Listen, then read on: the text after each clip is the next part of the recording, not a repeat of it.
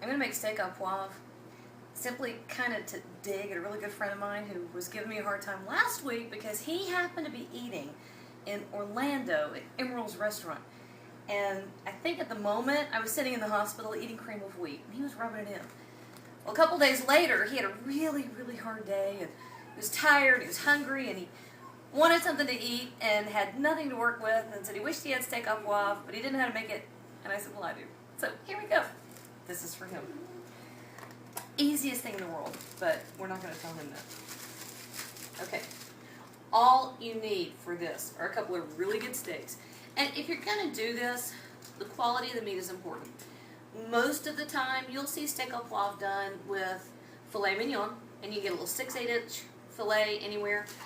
We have an incredible butcher here in Greenville where I live. And today, we happen to have ribeyes. Well, I'm not going to turn down a ribeye. So we're doing steak au poivre with ribeyes tonight.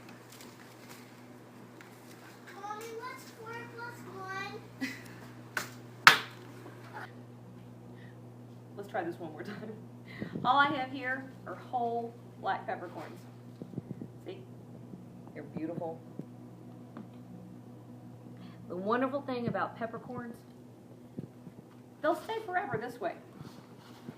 As soon as you smack them, they start releasing all that fabulous peppery bite. I don't know if they've got essential oils in them or not. I don't really care. I do know, however, that as soon as they're ground, they start losing their flavor. So if you manage to get a whole spice grinder, do it. It is well worth the effort and the expense. That alone will give you more flavor for the dollar than just about anything else you can do.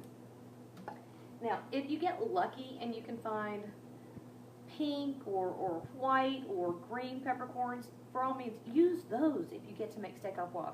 Right this second, I didn't have it, so I'm not going to worry about it. So I put a good bit.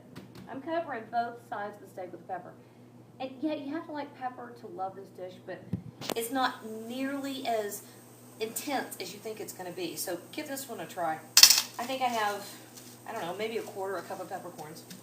Now, normally, you'd use like a mortar and pestle or a cute little mallet or whatever you have. I can't even find my rolling pin tonight. Or into my cookware. So this is my favorite Tennessee-made cast iron skillet that's going to do double duty. It's going to get loud for a second, so shh. All we want to do, you see what I have here? You see what I did there? How I cracked them. They're still big and fat, but they're all cracked open. That's what you want. So, cover your ears, all right?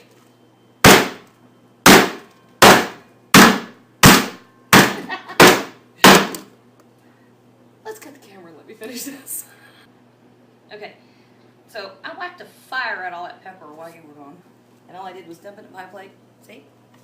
Now I've got a few left whole, but most of them, see how they've cracked open right there? Love it. Love it. Pepper's wonderful. Okay, so if you're going to do any kind of steak whatsoever, one thing you want to remember, pull it out of the refrigerator and let it come to room temperature before you put it in the pan. That's one of the easiest ways to control how done the steak is. And I like medium rare. So we got 3/4 of an inch thick. That means I know right here I'm going to go 3 minutes per side and let it rest for about 10 minutes. I'm golden. I don't have to worry about it. You don't have to go cutting into it or squishing it or doing all those evil things you should not ever do to beef. Okay? So let it come to room temperature. Don't let it sit out more than an hour because then you're inviting salmonella.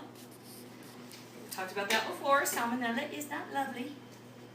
Alright, so I still don't know how to do that thing. Anyway, I've got a medium hot pan. More to medium than hot. It's on 6.5, whatever that means. I know that on my stove, this is right. Simply because I've cooked enough that, I know what's going on. But you do want it to be hot enough to begin to give a nice sear to the outside of your steak without burning the outside and letting the temperature come through to the middle to the doneness that you want. Extra virgin olive oil. 1, 2, 3. It's about a tablespoon. You see how much I got? Not tons, but enough. Now, I also want a little butter in there. while that's doing that thing,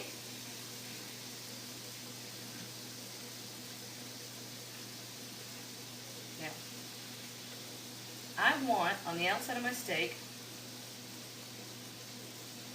about that much. See what I got? Now when you have that much, squish it in there well. Squish it in there well. Now over here, I'm using olive oil and butter both for two reasons. First of all, olive oil will go to a higher temperature than butter without burning. Secondly, butter tastes good. Those are my two reasons. Right when my butter was beginning to try to brown, that's when the steaks go in. Okay? Ah. Now, if you happen not to like anybody, give them that much. Okay, that one's funny. I don't know, you know, you can do this for date night. You can either look like a rock star or get rid of somebody early. Okay, I know what the time is on my clock. These are going to sit here and not move, and I'm not going to touch them for 3 minutes. And we'll be back. I'll show you what it looks like when we flip them. Ooh, these are overcooked. It's so your fault. All right, I just wanted to show you this. We are exactly at 3 minutes on this side of the steaks. All right, and if you are paying attention, pay attention to your food. It's important. Not only does it talk to you, it will give you visuals. You see how you're beginning to get the tiniest bit of puff? Whoa, wow, there go the tongs. Right there, okay? Now, you do not want to do this particular dish on the grill, and there's a reason. Oh, somebody should give me a prize. Okay, you want to capture the fond, and I've talked about fond 2 or 3 times in different videos. Fond is that yummy stuff that sticks to the bottom of the pan, and you're going to capture that in just a minute with these little bitty ingredients. Not my margarita, right? These little bitty ingredients when we come back in 3 more minutes. Okay, back. Are we back? All right.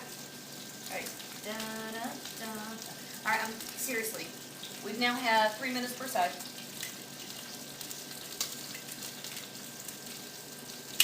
It's my favorite kitchen tool, but I swear sometimes. Anyway, the steaks come off. Ooh, they almost really went off. All right. Also, anytime you're cooking any kind of meat, the #1 favor you can give to yourself is to let it rest. When meat is cooking, the juices kind of all rush to the surface. That's why you get caramelization, and caramelization is fabulous. You like that. But when you cut into it, you don't want the juice right underneath that to go running onto the plate. You want it to redistribute through the meat. If you give it a minute, let it redistribute, it will. Okay. All I'm doing there is draining off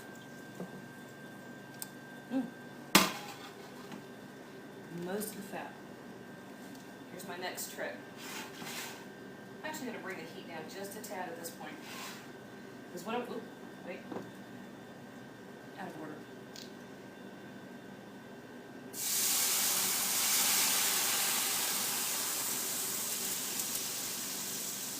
Okay.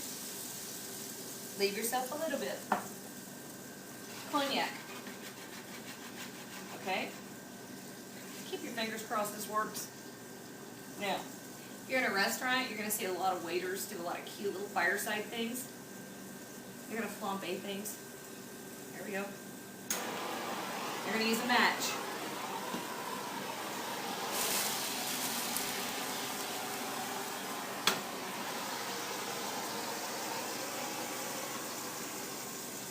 I don't happen to have any matches, but I do have a few powder.